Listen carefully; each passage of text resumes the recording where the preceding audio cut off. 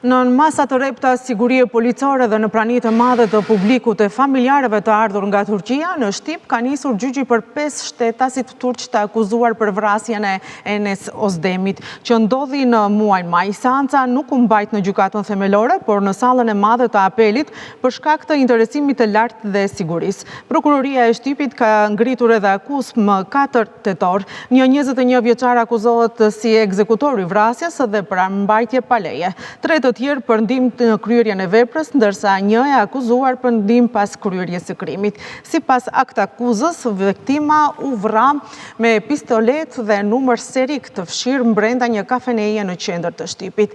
3 ndihmës dyshohet se siguruan transportin, strehimin dhe armën. Mbrojtja kërkoi sot ndryshimin e veprës penale për të akuzuarin kryesor, duke paraqitur prova të reja dhe kërkoi që vepra të rikualifikohet si vrasje nga pakujdesia.